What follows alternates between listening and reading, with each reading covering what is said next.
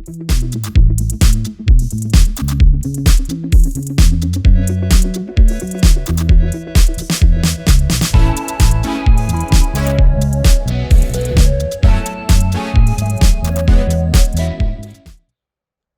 video is a little compensation for a borked sound recording for our first session of the pool, which includes me and Claudio and Manu and Lorenzo.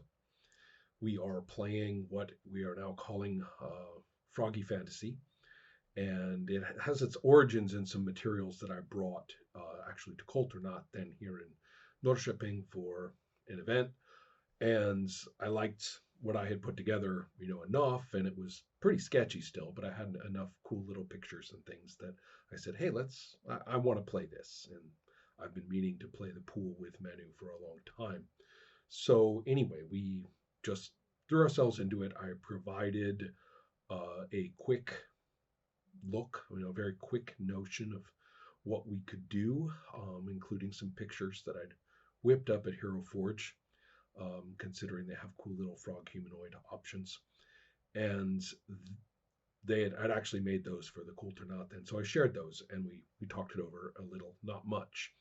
And they made up their characters. And that was that, really. I mean, I had what I needed.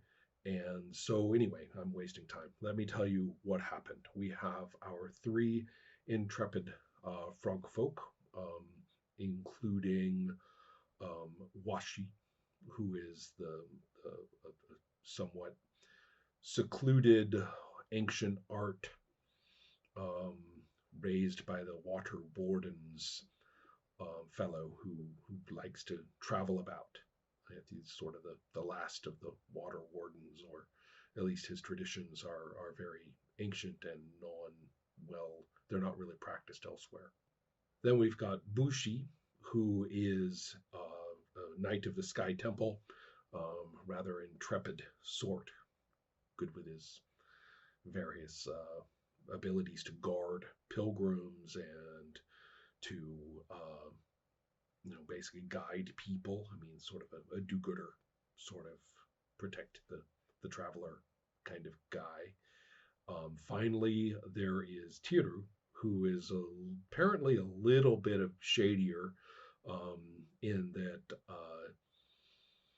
let's see, he does have connections with the river priests, and he is good with a sword and a few other things, and wants to be a hero. So tends to get up to no good sometimes.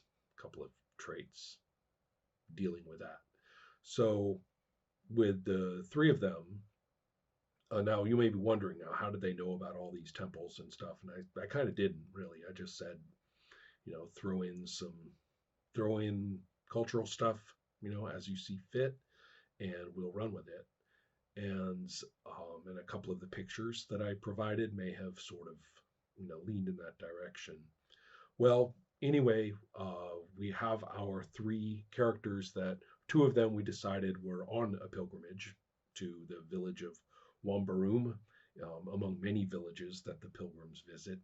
And then Claudio had Washi, on the other hand, had met somebody from Wambaroom who was had perturbed him and bothered or made him think that maybe he should go and examine what was up at this village. So it really wasn't too sophisticated. Just, all right, we're going to be playing in and around Wambaroom. Be there, look at your character sheets, and tell me. And so that's effectively how that worked out. As things progressed, the events of play brought us into two primary encounters. One for Washi, who encountered two spiders who were lurking about in the upper mountains near Wambaroom and were very interested themselves in what was going on there. And it turned out that the spiders, dastardly as they may be off in their spider territories, turned out to have fairly similar concerns as Washi. I mean, apparently people from Wambaroom are out doing missions of some kind, which are relatively either they're either stealing stuff or they're causing trouble in some way or they're actually conducting some sort of dangerous action. And so, despite a few culture clashes of the moment, the spiders would have preferred to have talked to Washi if he was dangling upside down and webbed up and potentially edible, but that's not quite how it worked out. And so it kind of worked out very well for the spiders when Washi, pretty much volunteered to go and check out Wambaroom and tell them what he found out, and he even got a little gem as a token of the Spider Queen. Um, Perhaps Washi is a little naive about what other frogs will think about him having such a gem, but anyway, he accepted it and tucked it away, and the spiders, uh, whose names were let's see, Stha and Vuth, um, had a fine interaction with him with a number of roles concerning just how this was going to go. But off Wambaroom went, or sorry, off Washi went to Wambaroom, maybe not even quite aware that he had just, become an agent of the Spider Queen, but there he is. He goes and bathes in the waters of Wambaroom. Now, of course, being a scion of the water wardens, he is able to let the essences, of the land, seep in through his water absorbent skin, froggy like, and of course, heinously discovers the miasma of evil and hunger and, you know, horrifying something or other going on in this village that is evidenced through the very taint of the waters. This is terrifying to Washi. I'm getting ahead of myself in terms of how we played this. We were cutting back and forth, but I'm just going to stick with Washi because it's making sense to me right now. And therefore is discovered by the local priesthood and is unable to resist being trussed up and marched off, tied to a pole, hanging from a pole, to go and be taken to, presumably somewhere no good. So anyway, Washi has had some interesting encounters along the way. Simultaneously, Tiru and Bushi had come upon a group of people um, in special armor. Rather, they had actually thrown off their armor and was all lying there tangled up, and discovered that this was a group of Holy Squad people who from Wambaroom who, without saying so, but it eventually became quite clear they were deserting. They, as soon as they got out of sight of the village, they all dropped their armor and were scattering off to wherever they wanted to go individually and didn't want anything to do with their hometown anymore, which is a little alarming. And our characters did not really address, perhaps out of politeness, perhaps for whatever reason, did not really press the issue to find out much about why, or were not successful in doing so. A number of dialogues established certain other characters in the group of pilgrims, including a native of Wambaroom who hadn't been there for a long time and had been looking forward to going home and now was pretty worried about what on earth could be happening there. And then another pilgrim who, in discussion with Tiru and with with Tiru, and with a number of results, is actually sort of activated in his evangelical desire to spread the way of the lily, in a kind of not going to shut up about it ever way.